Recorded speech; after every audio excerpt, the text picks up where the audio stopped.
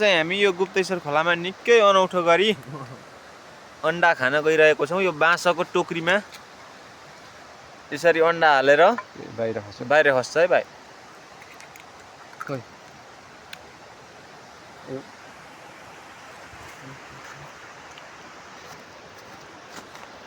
यहाँ चाहिँ बनतर पकाउन हालेको थियो बाँसमा।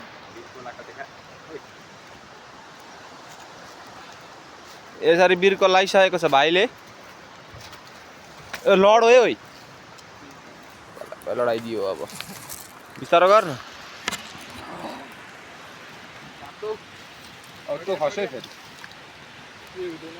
लडो लु, यहाँ एउटा सानो बन्तरल पोल्न हालेको थियो, कहाँ गयो त्यो? के को खान्छ अघि? यहाँ है ए, त्यो आगामा हालेको बन्तरल हो। निकै मिठो पो हुँदो रहेछ त।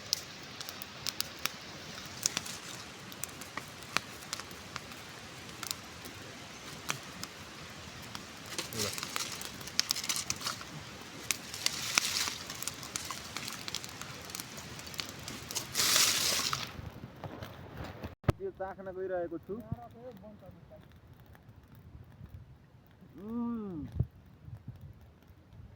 निकै मिठो रहेको छ है यो बन्तरुल चाहिँ। यो गुप्तेश्वर खोलाको छेउमा चाहिँ आज हामीले सानो यो बन्तरुल तथा बाँसमा अन्डा प्रोग्राम राखेको छौँ। कराईहरू पनि केही ल्याइएन।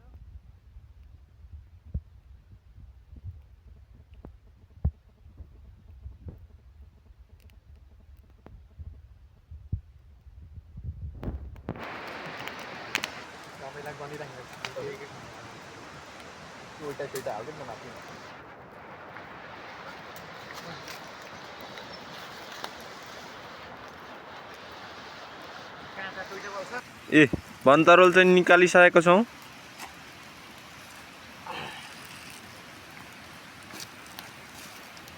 हाम्रो हेड सेफ चाहिँ सौरभ भाइ हो। उसले यो पकाएको हो सब। यो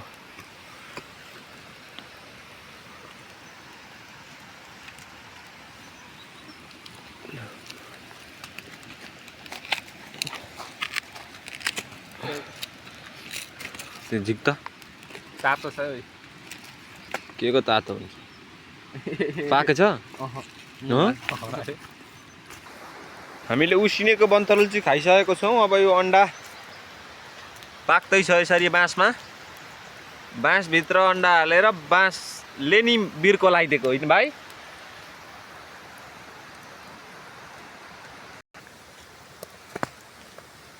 तँ खोल त यो अब।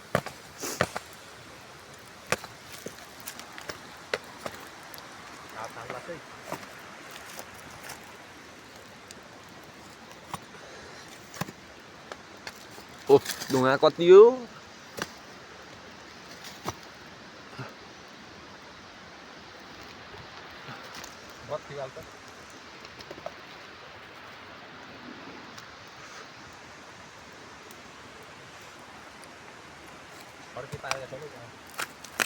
खोल्न कहरी हो। ए दामी भएछ, सही भएछ। चाइनिज खालको हो के यो चिङ्गडा? ए हो त्यस्तै त्यस्तै त्यस्तै। ए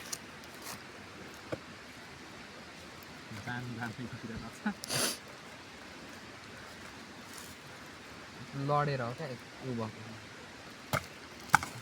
तँ चाहिँ के गरेको? चम्ची?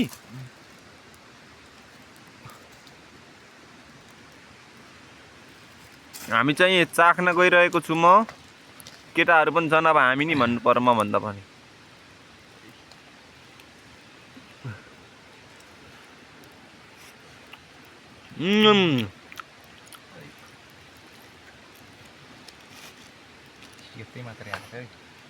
मिठो हुँदो रहेछ हौ यो त।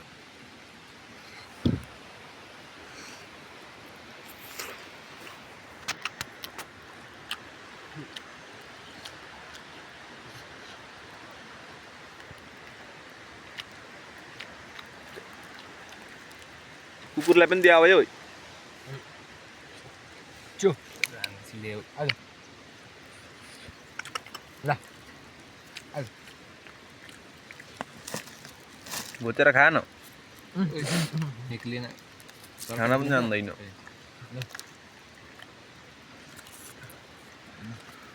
तातो छैन है खा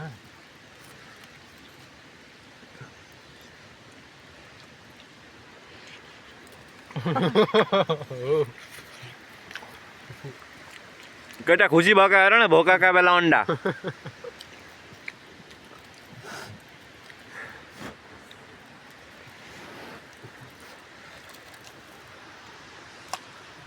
एक्लै खाँदै थियो होइन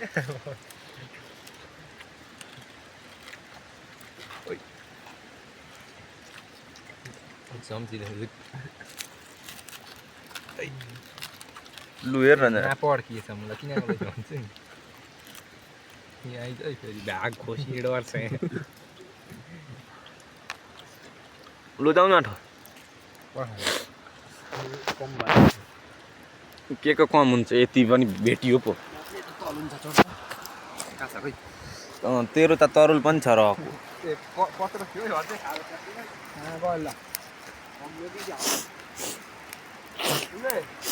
डढे त हुन्थ्यो सौरभ भाइको भाइ चाहिँ यहाँ भाग चाहिँ यहाँ ऊ कन्तरुल चाहिँ पोल्न हालिरहेको थियो डढो अरे भनेर यहाँ रिसाएर बसिरहेछ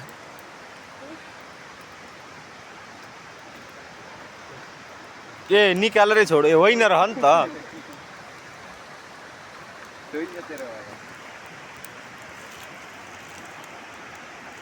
ल है त साथीहरू अब आजलाई चाहिँ यति नै अब अर्को भिडियोमा फेरि जोडिनु होला